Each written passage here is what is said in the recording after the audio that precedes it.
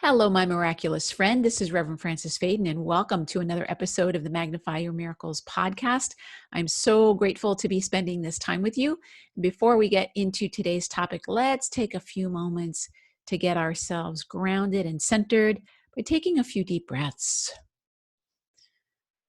Breathing in the energy of expansion, breathing out anything that you no longer need, just giving yourself a moment. And again, if you're driving, keep your eyes open, but you can still bring your awareness to your breathing.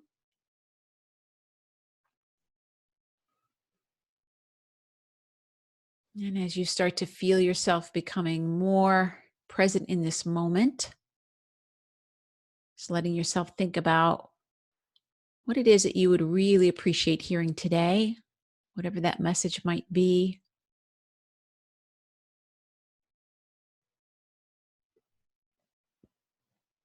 And knowing that that's exactly what you're going to be hearing today. Let yourself feel as much gratitude as you can, feeling so grateful that you got what you needed today. So let's both take a deep breath together in gratitude. And we can begin. All right, well, hello once again, my friend, and I'm so grateful to be here with you. We're going to be talking about something today that is near and dear to my heart. We're going to be talking about the 91st Psalm. And I love the book of Psalms. I love pretty much all sacred scripture. Scripture makes me so happy. I love to read about all the different faiths and how people of different cultures honor the divine. Makes me so happy as an interfaith minister. But I have a special place in my heart for the book of Psalms because I was raised in the Catholic tradition, even though I'm an interfaith minister now. They're very familiar to me and they're very comforting. And I really love how David wrote these beautiful, I guess I can call them prayer poems is really what they are. And they reflect the whole gamut of human emotion and the struggle that we all go through. But the 91st Psalm is particularly important to me, and I love it. It's one of my favorite ones. And I first learned about the power of it. I'd known about it for a long time, but I didn't really understand the power of it until my own mentor, Reverend Jane Howard Feldman, had done a special class on it. And I actually think that you can purchase the CD that she has on the 91st Psalm. And there's so many amazing stories. I might not be getting this 100% correct, but I'm going to give you the gist of it anyway. I believe that there was a particular platoon or battalion in World War I, and every day they would read the 91st Psalm, and it ended up that they had no casualties in that platoon or regiment or whatever the terminology is. I don't know exactly. But it speaks of the protective power of this particular psalm. And maybe you have heard it. I'm just going to read a little bit of it for right now, but then I'm going to tell you that Mother Mary took me even deeper into this psalm with a technique that I'm going to share with you to help you activate the power of the 91st Psalm, which is really effective and very important, especially for the times that we're in. And anytime that you're going through a challenge, it's the perfect go-to. So I'm going to be reading from the King James Version. And the reason I'm picking the King James Version, even though it might sound a bit antiquated, is that this, first of all, it's recommended by Paramahansa Yogananda. He recommends that we read the King James Version because he said vibrationally, it has the highest vibration of the translations, probably other than reading it in the actual Hebrew. And also this particular version, this particular translation was translated specifically to be read aloud, which is why it sounds so beautiful in my opinion. So it starts, "He that dwelleth in the secret place of the Most High shall abide under the shadow of the Almighty. I will say of the Lord, He is my refuge and my fortress, my God, in Him will I trust." So you've probably heard this psalm, I can guess. He that dwells in the secret place of the Most High shall abide under the shadow of the Almighty. Now, this is a prayer of protection, but what a lot of people don't know is actually within this prayer, it's really giving you direction, giving you reassurance, and it's actually a contract. And I'll be showing you how it's a contract in just a few moments, and then showing you how to activate this contract and really make it work for you. So one of the things that I do that I recommend, I keep a copy of the King James Bible, have it here on my desk, and I always have it open to the 91st Psalm. I have it sitting on my desk open to the 91st Psalm because I believe that this particular Psalm has a lot of protection power in it. And also, I think it's directly connected to the energy of Archangel Michael. That's my belief. Maybe that's not true, but whenever I read these words, I always feel like, oh, this is Archangel Michael that is really speaking about this.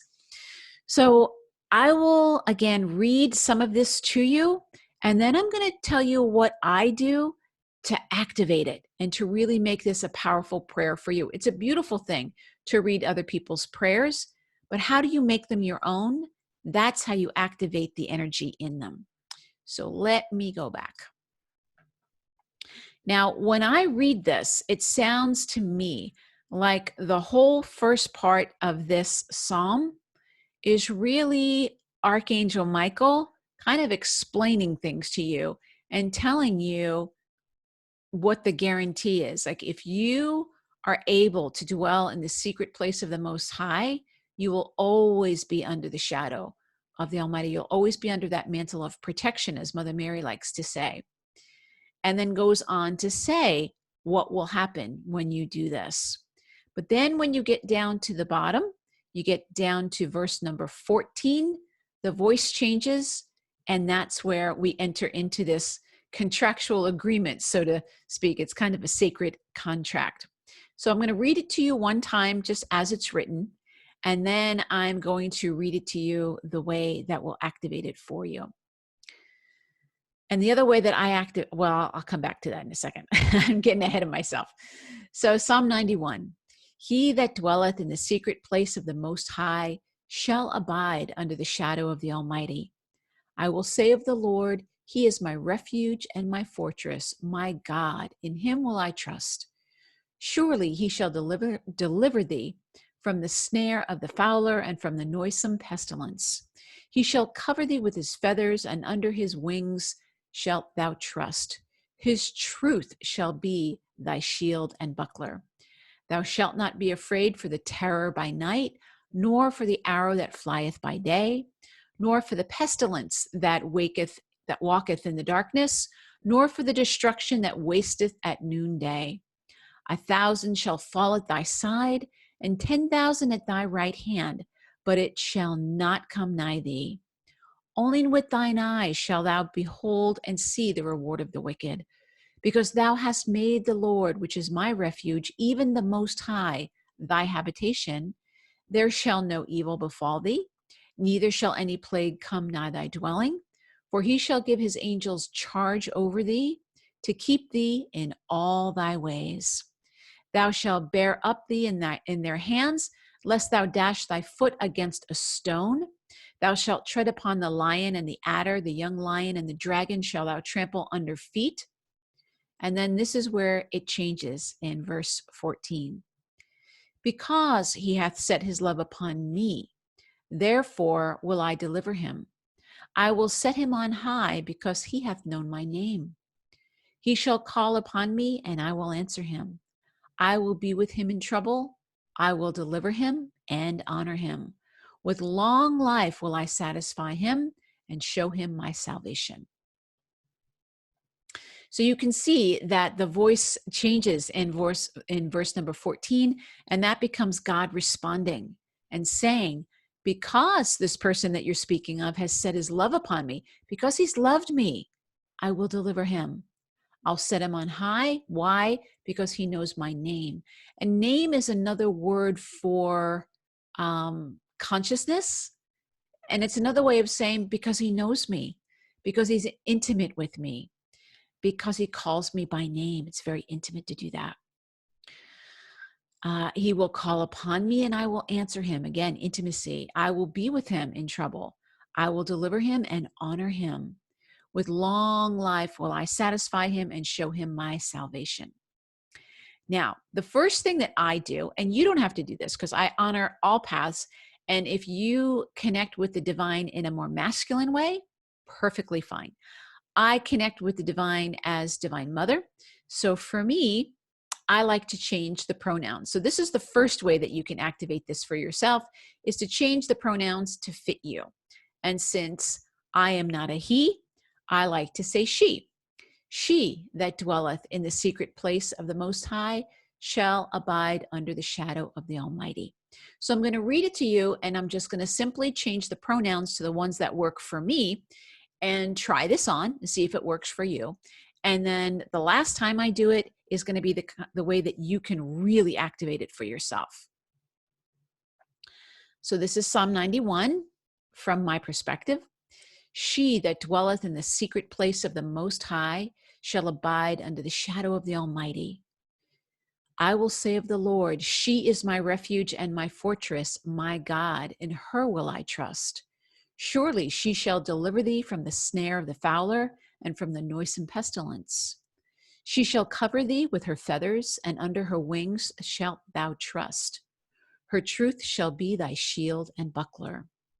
Thou shalt not be afraid for the terror by night, nor for the arrow that flieth by day, nor for the pestilence that walketh in darkness, nor for the destruction that wasteth at noonday.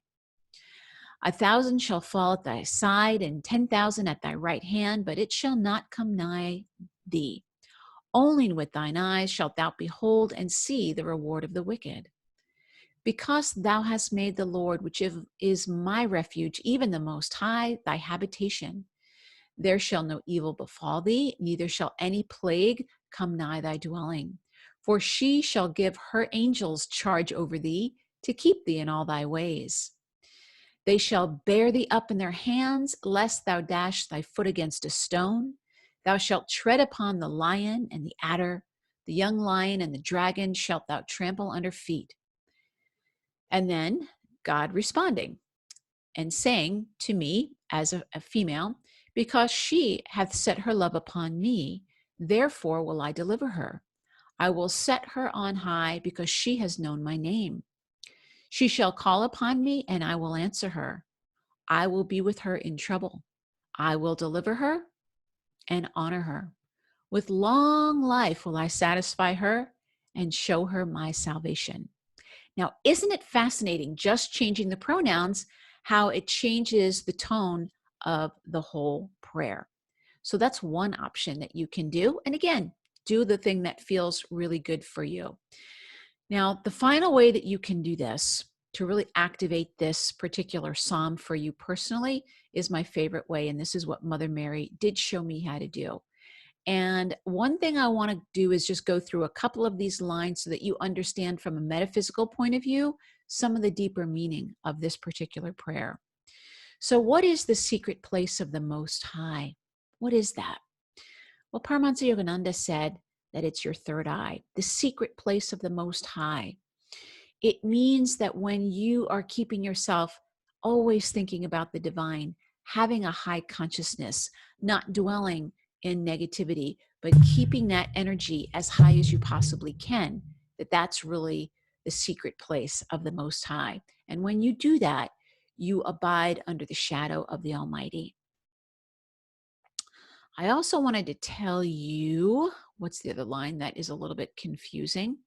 So line number 8, only with thine, or actually it's verse number 8, only with thine eyes shalt thou behold and see the reward of the wicked.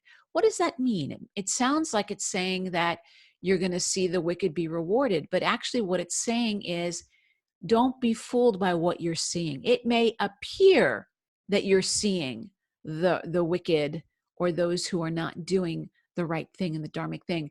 You might see that it's happening, but don't be fooled by that. So that line always confused me, and I was really grateful when I understood the metaphysical meaning of that. And let me see if there's anything else in here. I think everything else is pretty self-explanatory. But I wanted to also share this with you for the times that we're in right now, and also for whenever you're listening to this podcast. Anytime that you're feeling afraid or you're feeling a little bit like you could use a boost in your faith, this is a really, really good psalm to go to and read it. And again, you can just read it as it is, or you can make these slight changes that I'm making. Now, what Mother Mary recommended that we do to activate this is you make this your own psalm. So rather than saying he or she that dwelleth in the secret place, you say I. You claim this as your own. You can even use your name. I, Francis, that dwelleth in the secret place of the Most High, shall abide under the shadow of the Almighty. I that dwelleth in the secret place of the Most High. And so this whole psalm becomes an extremely powerful, what I call soul affirmation. It's even more than an affirmation. You're really speaking truth into the depths of your soul, and this brings out a soul response, and it makes it so powerful because you then become King David. You then become the person that wrote this psalm that's been recited over and over and over and over again throughout the millennia. It's just so powerful. So let's read it this way. And I'm going to read it both ways for you. I'm going to read it I with God as he, and then I'm going to read it the way that I read it with God as she. So I'll read it the first way the first time, and you see which way sounds better to you. And I'm going to encourage you to repeat it after me. I that dwelleth in the secret place of the Most High shall abide under the shadow of the Almighty. I will say of the Lord, he is my refuge and my fortress, my God. In him will I trust. Surely he will deliver me from the snare of the fowler and from the noisome pestilence. He shall cover me with his feathers, and under his wings shall I trust. His truth shall be my shield and buckler. I shall not be afraid of the terror by night, nor for the arrow that flieth by day, nor for the pestilence that walketh in darkness, nor for the destruction that wasteth at noonday. 1,000 shall fall at my side, 10,000 at my right hand, but it shall not come nigh me. Only with my eyes shall I behold and see the reward of the wicked. Because I have made the Lord, which is my refuge, even the Most High, my habitation. There shall be no evil befall me, neither shall any plague come near my dwelling. For he shall give his angels charge over me, to keep me in all my ways. They shall bear me up in their hands, lest I dash my foot against a stone. I shall tread upon the lion and the adder, the young lion and the dragon shall I trample under feet. And then God responds, because you have set your love upon me, therefore will I deliver you.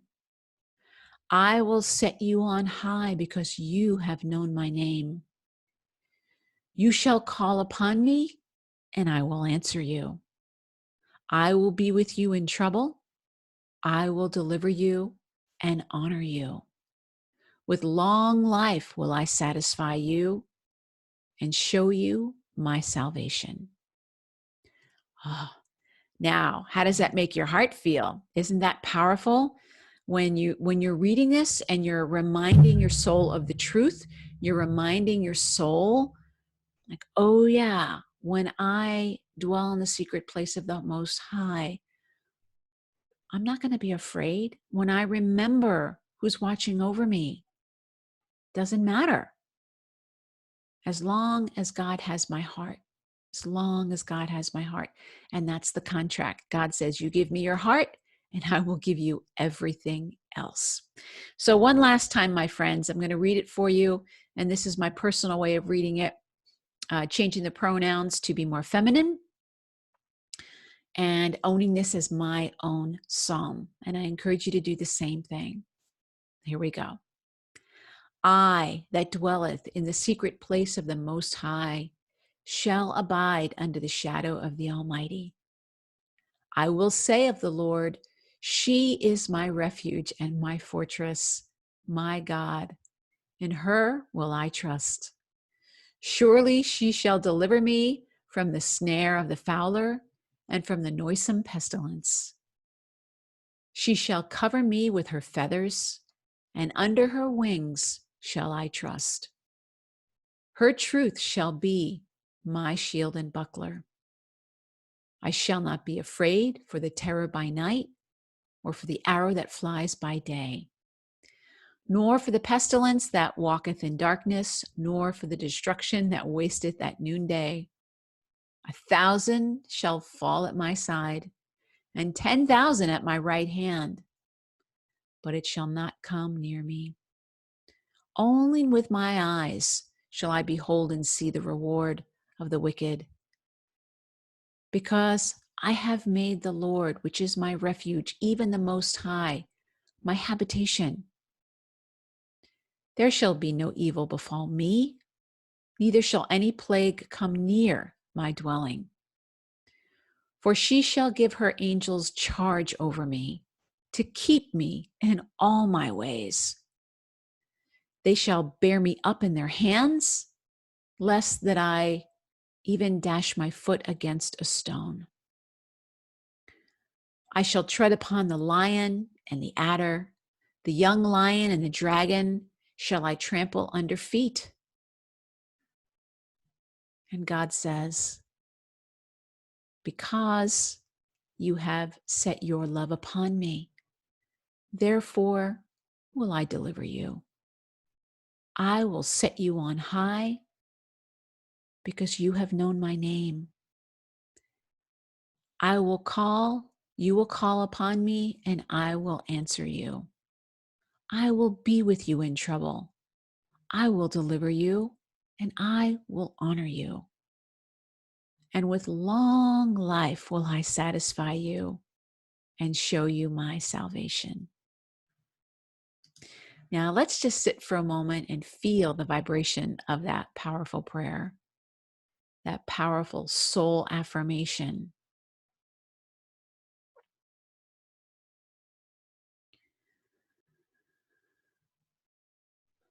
Now, this beautiful process, you can activate any prayer you want to the same way. You can do this with the 23rd Psalm.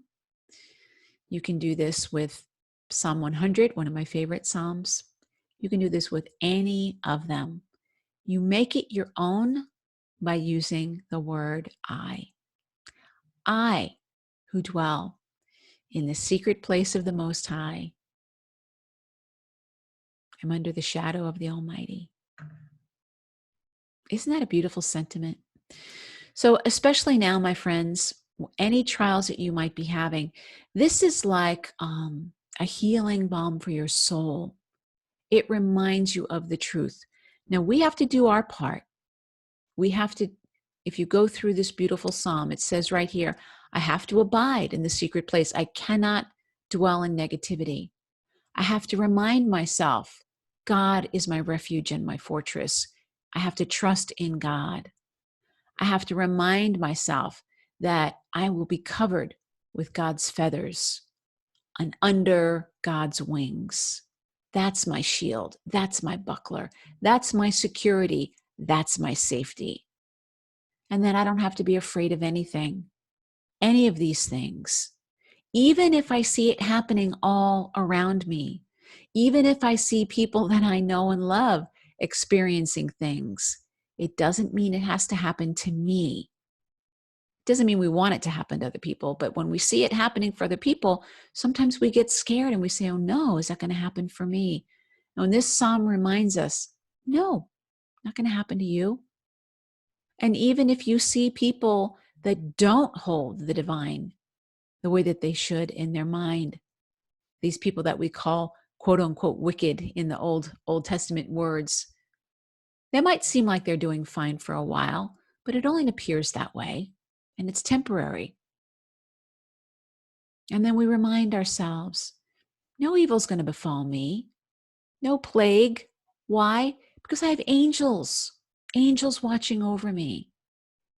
I have so many angels watching over me. This is what this psalm says. This psalm is asking you to own the truth. I have so many angels watching over me that I'm not even going to stub my toe. That's the level of this promise. I will not even dash my foot against a stone. I'm not even going to stub my toe. Why? Because the angels are going to scoop me up. That's what happens. And God always keeps the promises that are made. As long as we keep our side of the bargain and we set our love upon God, he, she, whatever you want to call God, with long life will I satisfy you and show you my salvation. Long life, my friends, for whatever that means for you. So this is Psalm number 91. It is one of my favorites. And in the show notes, I will have a link where you can read the Psalm online. And I will also put a place where you can download a copy of the way that I say it, with the pronoun as she and with the word as I. And remember, it's just so lovely. Now, you can change it again any way that you want, but if you'd like to get a copy of my version, just go to the show notes and you can see it there. If you are sincere when you pray this, I say pray it often, and you're sincere, you will start to truly magnify the miracles in your life, because this is a miracle psalm. No doubt about it. This is a miracle psalm. All right, my friends, thank you so much. It's always my great joy to spend this time with you. And please always keep in mind, what is the first thing that we need to remember about magnifying our miracles? It's remembering that your miracle is already here. God bless you, my friend. Bye-bye.